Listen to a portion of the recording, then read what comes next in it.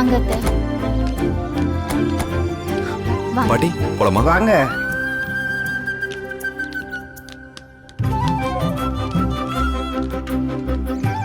இதுதான் எங்க பூர்வீக வீடு. அந்த காலத்துல 8 பட்டிக்கும் எங்க கிராமத்துல இதுதான் பெரிய வீடு. அசலூர்காரங்கெல்லாம் எங்க ஊருக்கு வந்தது எங்க வீட்டை பார்த்து அப்படியே அசந்து போயிடுவாங்க. இதோ இந்த மரம் இருக்கு பாருங்க, அத சொல்லவே எனக்கு வெக்கமா இருக்கு. உங்க தாத்தா தினமும் இந்த மரத்து பின்னாடி ஒளிஞ்சுக்கிட்டு நான் வெளியே வருவேனான்னு பாத்துக்கிட்டே இருப்பாரு. அப்படி பாத்திருந்து ஒரு நாள் என்ன கல்யாணமே பண்ணிக்கிட்டாரு.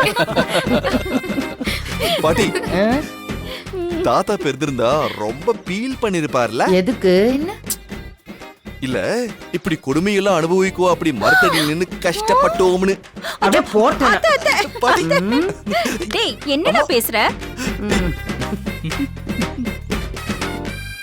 ஏண்டா உன் பொண்டாட்டி ரோஜா உன்னை அப்படிதான் கொடுமைப்படுத்துறாளா? பாட்டி ஆ? என் பொண்டாட்டிக்கு என்ன குறைச்சல்?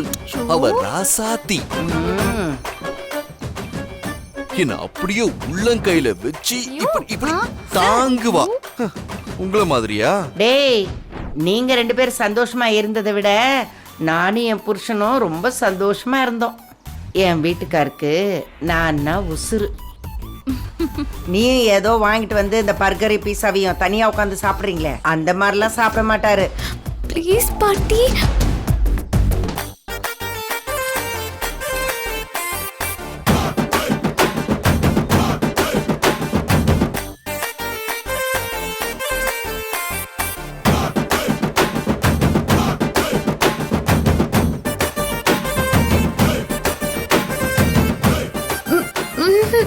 அவர் எதை வாங்கிட்டு வந்தாலும் முதல்ல என்கிட்ட கொடுப்பாரு. நான் சாப்பிட்றத பார்த்து ரசிப்பாருடா. அப்படி வாழ்ந்தோம் நாங்க. டேய் நீ ஆரம்ப காலத்துல என் மருமகளை எப்படியெல்லாம் கொடுமைப்படுத்தின அதெல்லாம் ஒண்ணு விடாம ரோஜா என்கிட்ட சொல்லிட்டா.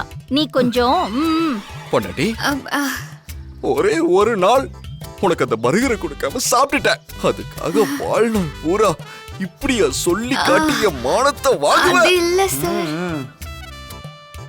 சார் அவசரப்பட்டு என்ன தப்பா நினைச்சிடாதீங்க சார். அப்படி இருந்த என் புருஷன் இப்போ எப்படி இருக்காருன்னு பெருமையா தான் சார் சொல்லிட்டு இருந்தேன். அத்தை பாட்டி எல்லாம் பெருமையா கட் பண்ணிட்டு நீங்க பர்கர் சாப்பிட்டது மட்டும் சொல்றாங்க சார். யசோதா தாங்கவே முடியல, ஏதாவது பண்ணி ஆட்டத்தை கழிச்சு விடு. மருமகளே உன் பிள்ளை பாத்தியா? அவன் நமக்கு தெரியாம செஞ்சதெல்லாம் நமக்கு தெரிஞ்சு போச்சே என்னதும் ஒண்ணுமே தெரியாத மாதிரி எப்படி டிராமா போடுறான் பாரவன். அம்மா போதும்மா, உன் பழைய புராணத்தை கேட்கவா சென்னையில இருந்து இவ்வளவு தூரம் வந்தோம். இதெல்லாம் நம்ம ஊருக்கு போய் சாவகாசமா பேசிக்கலாம். முதல்ல உள்ள போற வழியை பார்க்கலாம். ஏன் சோதா இப்ப வீட்டுக்குள்ள போயிட்டு என்னத்தை வெட்டி முறிக்க போற? உனக்கு போனா நீ போ, நாங்கெல்லாம் சாவகாசமா தான் வருவோம். ஆமா நாங்க என்ன பேசினாலும் உங்களுக்கு பொறுக்காதே. அனு வா நம்ம போலாம். யோ வா.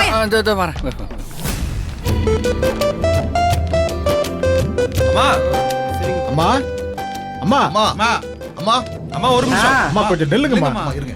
இப்பதானே உங்களை பார்த்தோம், அதுக்குள்ள பின்னாடியே வரீங்க, என்ன விஷயம்? முதல்ல எங்க எல்லாரையும் மன்னிச்சிருங்க. ஆமாமா மன்னிச்சிருங்க. நீங்க எதுக்கு மன்னிப்பு கேக்குறீங்க? இந்த ஊர்ல இருந்து நீங்க திரும்பி போற வரைக்கும் சின்னதா கூட உங்களுக்கு எந்தவித மனக்குறையும் வராம பாத்துக்கணும்னு நாங்க நினைச்சோம்மா. ஆனா இந்த சங்கர் பைய வந்து உங்க மனசை ரொம்ப காயப்படுத்திட்டாமா. ஊர்னா 4 பேர் இப்படியும் பேசுவாங்க அப்படியும் பேசுவாங்க, அதெல்லாம் நாங்க மனசுல வச்சுக்கிறதே இல்ல. நீங்க எதுக்கு இவ்வளவு வருத்தப்படுறீங்க? அது உங்க பெருந்தன்மம்மா, அதுக்காக நாங்க வருத்தப்படாம இருக்க முடியுமா? அச்சோ, நீங்க அவசரப்பட்டு மல்யுத்த போட்டிக்கு ஒத்துருக்க வேண்டியதில்ல. நாங்க அவனை சரி பண்ணிருப்போம்ல. ஐயா என் வீரத்தை காட்டுறதுக்காக இந்த மல்யுத்தத்துக்கு ஒத்துக்கல. எந்த பிரச்சனையும் இல்லாம இந்த திருவிழா நடக்கணும், அதுக்காக தான். ஊருக்கு வந்த இடத்துல உங்களுக்கு ஏதாவது ஒன்று ஆச்சுன்னா எல்லாருக்கும் மனசுக்கு கஷ்டம் தானே தம்பி. அவங்கிட்ட நாங்க பேசி சரி பண்ணிக்கிறோம். சண்டைலாம் வேண்டாம் தம்பி. தலைவரே அந்த சங்கர் பையல நான் செஞ்சதெல்லாம் தப்புதான், இனிமே சண்டையெல்லாம் வேண்டான்னு எங்க காலில் விழுந்து மன்னிப்பு கேட்டாலும் நாங்க மன்னிக்கிறதுக்கு தயாரா இல்ல. என் பேரனுக்கு ஏதாவது ஆயிடும்னு நினைக்கிறீங்களா? அதெல்லாம் ஒன்றும் ஆயிடாது. அவன் கிங்கு மாதிரி நிப்பான். அந்த பயலுக்கு வேணா ஏதாவது ஆயிடும். அவன் உயிரை காப்பாத்திக்க சொல்லுங்க. என்ன அர்ஜுன் நான் சொல்றது? கரெக்டா சொன்னீங்க பாட்டி. ஊர் பெரியவங்களே இங்க பாருங்க, இந்த சண்டைங்கிறதே அவனுக்கு பாடம் புகட்டாதான். இது ஒரு விளையாட்டுன்னு நினைச்சுக்கோங்களேன். நீங்க முதல்ல திருவிழாக்கு வேண்டிய வேலையெல்லாம் போய் பாருங்க, மத்ததெல்லாம் அப்புறம் பாத்துக்கலாம். வரேன் தம்பி. வரேன். எல்லாருக்கும் வரேங்க. பாட்டி வாங்க உள்ள போலாம். போப்பா உள்ள போ. போலாம் ரோஜாவா. ஆ, இந்த வீட்டை பார்க்கும் போதெல்லாம் எனக்கு பழைய ஞாபகங்கள்லாம் வருது. பாட்டி ஆரம்பிச்சிட்டீங்களா உங்க 1947 ஸ்டோரிய? உள்ள வாங்க. சுச்சு பாத்து யாரும்மா? பாத்து. இவ வேற தள்ளி நில்ல, குறுக்குல நின்னுகிட்டு. ஏசோ ஏசோ ஏசோ ஏசோ இங்க பா. இங்க பாரு ஏசோ, உள்ள போனதும் நல்ல ரூம் எல்லாம் அவங்க எடுத்துக்கிட்டு ஓட்ட உடசல நம்ம கிட்ட கட்டிட்டு போறாங்க. சண்டை போட்டு நல்ல ரூமா வாங்குற வழியை பாரு. ஆமா அனு, சொல்லிட்டேல என்ன பண்றேன்னு மட்டும் பாரு. வா. வா போலாம்.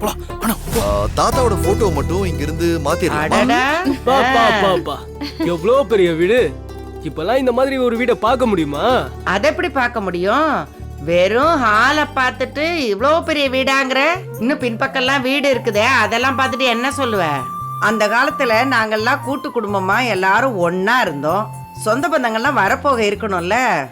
இப்ப எல்லார் மனசும் குறுகலான மாதிரி வீடு குறுகி போயிடுச்சு. என் கல்யாணமே இந்த வீட்டுல தான் நடந்ததுன்னா பாத்துக்க. சரி சரி, உங்க பழங்கதையெல்லாம் பேசிட்டு நீங்க பொறுமையா வாங்க, நாங்க ரூமுக்கு போறோம். வா அனு. நில்லு. எங்க இப்படி ஆளாளுக்கு ஒவ்வொரு ரூமா எடுத்துக்கிட்டா மத்தவங்கள எங்க படுக்கிறது? அப்ப நாங்க என்ன ரோட்ல போயா படுக்க முடியும்? ஆ? யசோதா, நீங்க ரோட்ல எல்லாம் போய் படுக்க வேண்டாம். நீ நான் அத்தை அழகா ஒரு ரூம்ல படுத்துக்கலாம். ரோஜா அர்ஜுன் வந்து ஒரு ரூம்ல படுத்துக்கிட்டோம். எனக்கு ரூம் எல்லாம் வேண்டாம், நான் மரத்துக்கடியில கட்டில் போட்டு படுத்துக்கிறேன். அப்புறம் என்ன, சாண்டி திண்ணையில படுக்க போறான். பாலு, நீங்க ஹால்ல எங்க வேணாலும் படுத்துக்கோங்களேன். சரி சும்மா ரம்மா ஏம்மா நீ வர. அப்ப நான் இவ்ளோ பெரிய வீட்ல உனக்கு இடமா இல்ல? இங்க எங்கேயாவது மூலையில படுத்துக்கோ, இல்லனா வெளியே தின்ன காலியா தான் இருக்கு, அங்க போய் படுத்துக்கோ. இப்படி என்ன அவமானப்படுத்துறதுக்கு தான் கோவிலுக்கு வந்தே ஆகணும்னு கூட்டிட்டு வந்தீங்களா? நாங்க கூப்பிடும் போது நீ கூட வந்திருந்தா உனக்கு மரியாதை இருந்திருக்கும். இப்போ நீ உயிருக்கு பயந்து தானே இங்க வந்திருக்க. அதுக்காக நாங்க சொல்றத கேக்குறதா இருந்தா இங்க இருக்கலாம், இல்லன்னா உன் வழிய பார்த்துட்டு போய்கிட்டே இருக்கலாம். பாட்டி, ரோஜா பேசுறது கேட்டீங்களா பாட்டி? அவ பேச்ச கேட்டதுனாலதான் நான் உன்னை வீட்லயே தங்க வச்சிருக்கேன். என் மேல எவ்வளவு பாசம் வச்சிருந்தீங்க. ஒரு பேத்திய கூட வேண்டாம், ஒரு பொண்ணா இறக்கப்படணும்னு கூட தோணலையா? பொண்ணாவா? பாக்குறதுக்கு பொண்ணா இருந்தா போதுமா? நடவுட பாவனையில நீ பொண்ணா இருக்க வேண்டாமா? எவ்வளவு சொன்னாலும் நீ திருந்த போறது கிடையாது. என் பேரனையும் பேத்தியும் அழிக்கிறதுன்னே கங்கணம் கட்டிட்டு இருக்கிற. அப்புறம் எப்படி உன் மேல எனக்கு இறக்கம் வரும்? இந்த வீடியோ உங்களுக்கு பிடிச்சிருந்தா லைக் பண்ணுங்க, கமெண்ட் பண்ணுங்க, ஷேர் பண்ணுங்க, மறக்காம சரிகமா டிவி ஷோஸ் தமிழுக்கு சப்ஸ்கிரைப் பண்ணுங்க. பண்ணுங்க.